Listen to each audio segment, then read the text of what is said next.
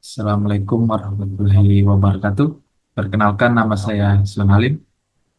Pada kesempatan kali ini, saya akan eh, melakukan presentasi melalui video untuk memenuhi tugas final daripada mata kuliah implementasi dan pengujian perangkat lunak, yang dimana di sini kita akan melakukan pengujian sistem menggunakan metode black box testing pada aplikasi BRI Mobile. Nah, BRI Mobile adalah layanan mobile banking dari Bank Rakyat Indonesia, digunakan secara luas oleh nasabah untuk keperluan transaksi digital. Saya juga adalah salah satu daripada nasabah. Saya menggunakan BRI Mobile untuk melakukan transaksi seperti penarikan tunai, transfer, dan pembayaran. Dengan tingginya tingkat penggunaan, penting untuk memastikan bahwa seluruh fitur dalam aplikasi berjalan sesuai dengan baik dan aman. Untuk itu, dilakukan pengujian sistem menggunakan metode black box testing guna menilai keandalan fungsi aplikasi berdasarkan respon terhadap input tanpa melihat struktur program yang berjalan di belakangnya. Nah, tujuan daripada pengujian ini adalah untuk yang pertama, menilai kinerja dan keandalan aplikasi BRI Mobile dari sisi fungsionalitas. Yang kedua adalah mengidentifikasi apakah sistem merespon sesuai dengan input yang diberikan atau tidak. Yang ketiga adalah memastikan fitur-fitur utama bekerja dengan benar atau sesuai yang diharapkan. Ruang lingkup pengujian di sini berfokus pada pengujian fungsionalitas, yang dimana fitur yang diuji seperti login, keamanan, transfer antar bank, pembayaran dan top up, penggunaan queries, terus pengaturan akun seperti ubah PIN dan paspor, dan melihat aktivitas akun.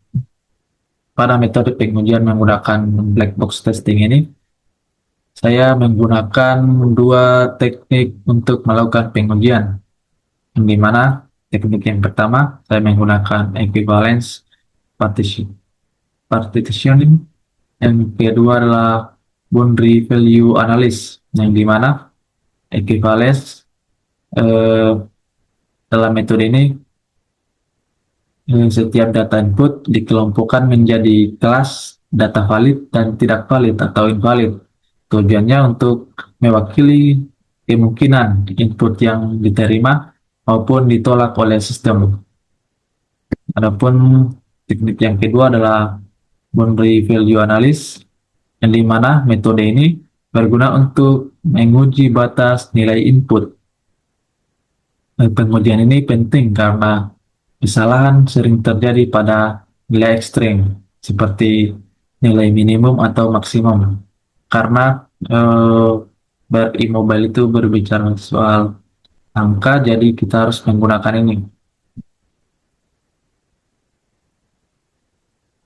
Nah, terus kita masuk di perancangan pengujian. Di sini terdapat, saya menggunakan 8 rancangan pengujian, di mana eh, fitur yang diuji yang pertama adalah fitur login, yang dimana tujuan daripada pengujian ini adalah untuk memastikan akun bisa masuk jika data valid dan sistem menolak jika data invalid. Yang kedua adalah eh, fitur daripada mutasi rekening, yang dimana tujuan daripada testing adalah memastikan riwayat transaksi muncul dengan lengkap. Yang ketiga adalah fitur aktivitas rekening, yang dimana tujuan pengujian adalah untuk memastikan aktivitas yang telah dilakukan dapat terlihat. Yang keempat adalah eh, fitur transfer antar rekening, di mana tujuannya adalah untuk memastikan transfer dapat dilakukan serta saldo berkurang.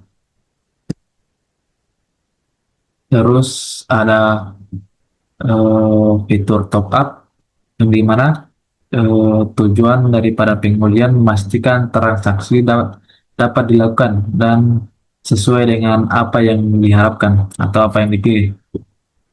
Terus yang keenam, pengujian fitur kris, di mana tujuan daripada pengujian adalah untuk memastikan pengguna dapat melakukan pembayaran dengan scan QR.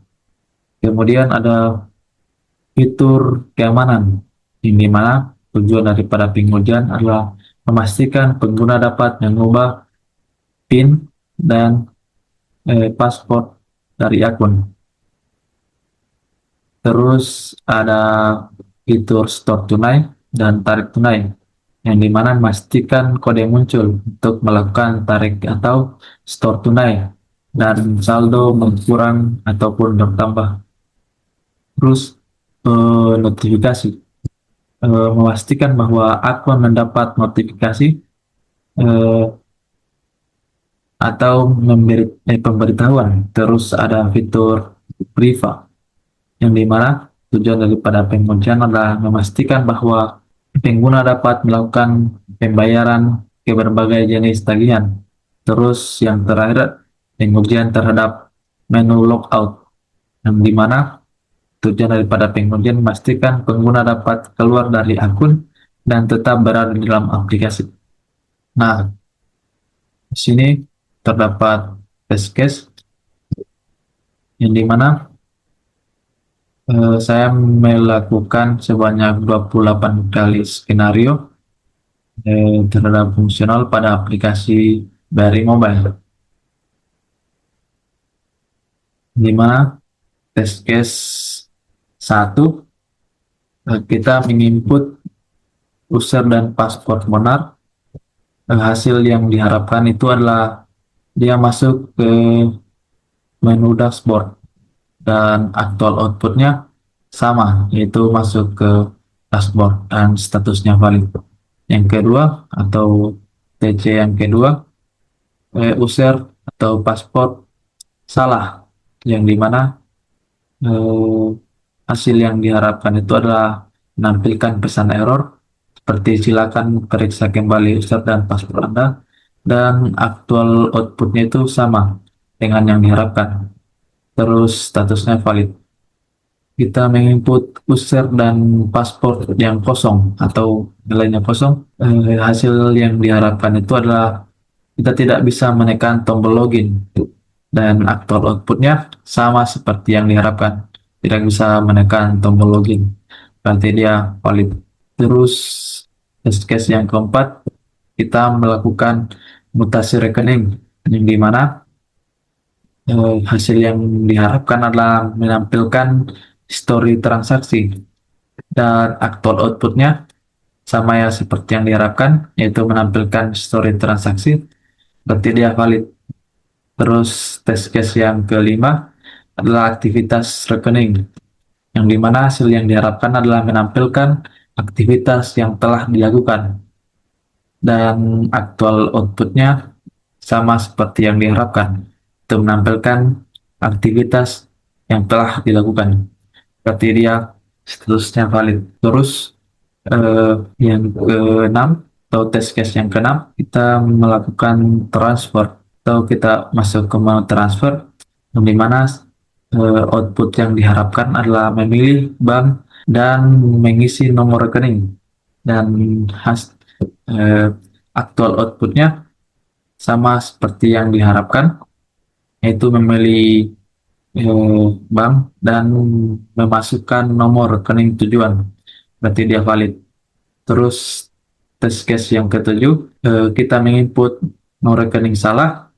Hasil yang diharapkan pemberitahuan seperti pesan error, rekening tujuan tidak ditemukan, dan actual output sama seperti yang diharapkan. Terus test case yang ke-8, kita mengisi nominal dan hasil yang diharapkan adalah transaksi berhasil dan menampilkan stroke, dan actual output sama seperti yang diharapkan, berarti dia valid. Test case yang ke-9, kita menginput nominal, yang dimana nominal ini kurang daripada atau lebih kecil dari nilai minimum transfer. Dan output yang diharapkan itu adalah menampilkan pesan error seperti saldo minimal, terus aktual outputnya tidak ada yang muncul, berarti dia invalid atau tidak sesuai dengan output yang diharapkan. Case yang ke-10 ada nominal lebih besar daripada saldo, yang dimana hasil yang diharapkan itu adalah tidak bisa melanjutkan transaksi dan muncul pesan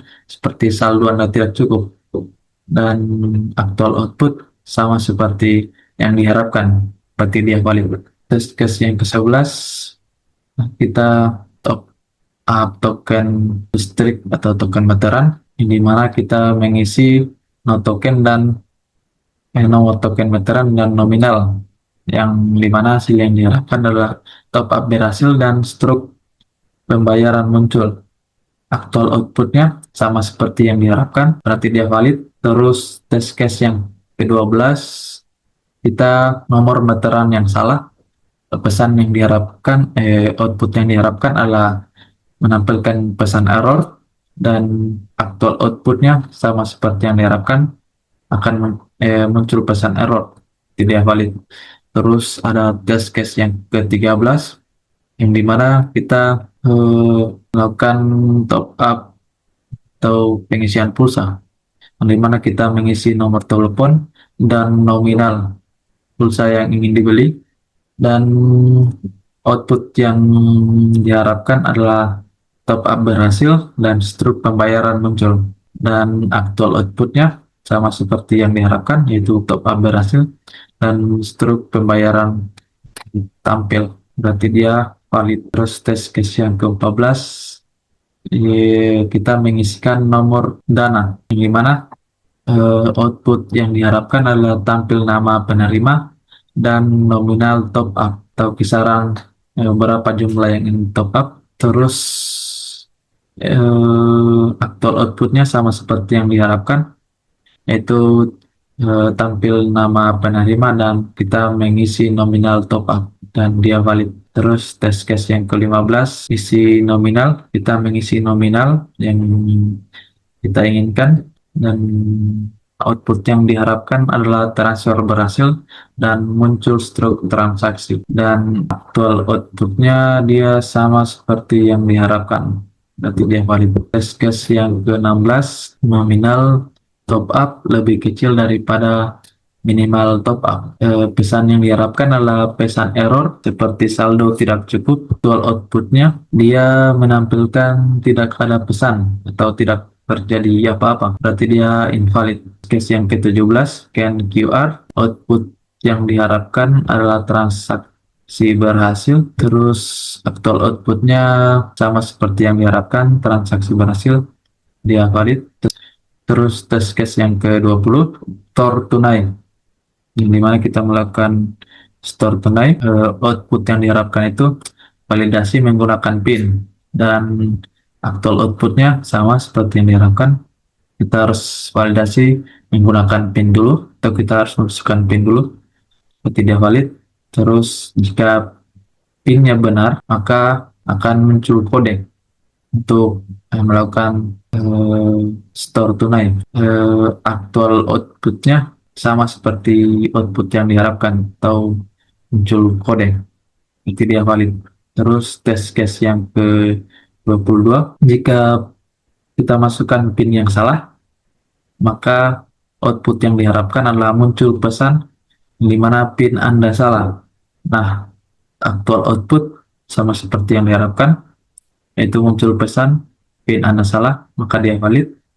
Terus test case yang ke-23, itu tarik tunai, yang dimana ya kita melakukan penarikan tunai, kita mengklik menu tarik tunai.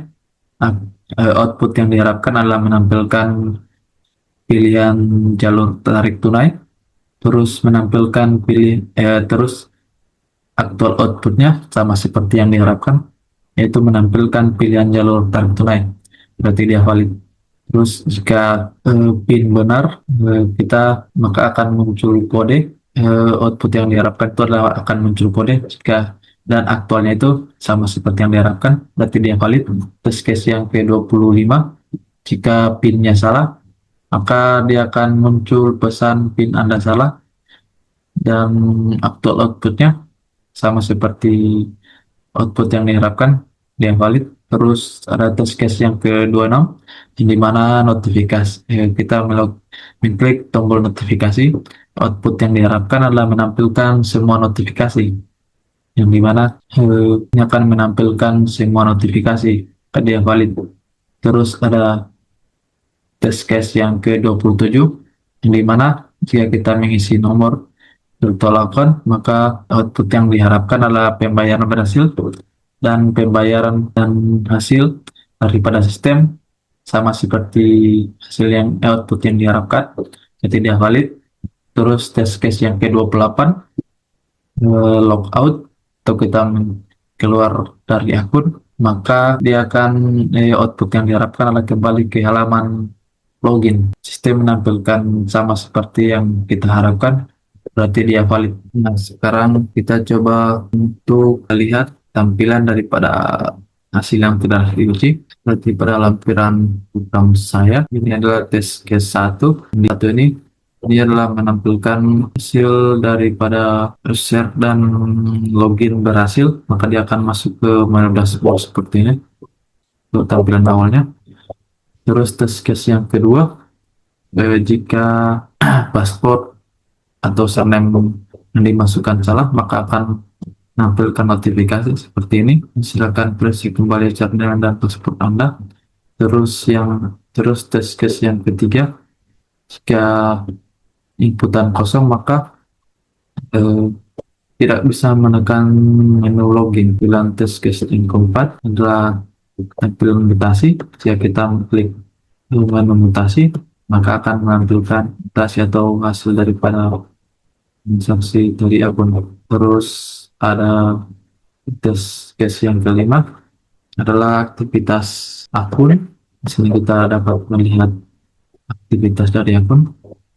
Terus yang keenam, test case yang enam, kita menguji menu transfer. Sekarang kita akan menganalisis hasil pengujian daripada test case atau pengujian yang telah kita lakukan pada aplikasi BRI Mobile, yang dimana total terdapat 28 skenario pengujian yang mencakup proses login, transfer data, terus pembayaran, penggunaan QRIS, terus pengaturan akun, dan lain sebagainya. Dari 28 skenario pengujian black box testing, ada sebanyak 26 skenario yang valid atau sesuai dengan output yang diharapkan, dan terdapat dua skenario yang invalid atau output yang diharapkan tidak sesuai dengan aplikasi BRI atau BRI Mobile, yang dimana ini bukan berarti BRI Mobile atau BRI Mobile tersebut memiliki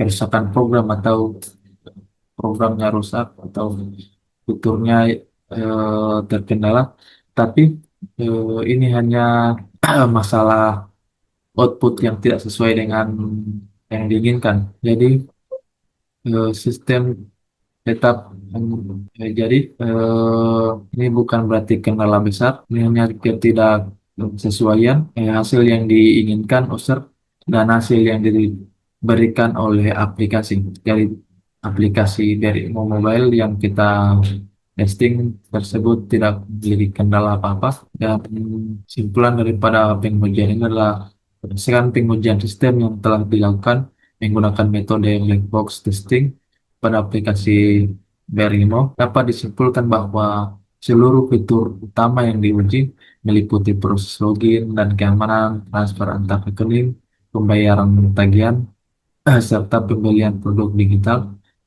dan penggunaan klien hingga pengaturan akun seperti ubah PIN dan paspor telah berfungsi sesuai dengan kebutuhan pengguna dan menunjukkan perilaku sistem yang tepat terhadap input valid maupun tidak valid. Nah, mungkin cukup sekian video presentasi dan saya. Jika ada kurang daripada presentasi yang saya lakukan, mohon dimaafkan. Tutup dengan ucapan stabil hak, stabil khairat. Assalamualaikum warahmatullahi wabarakatuh.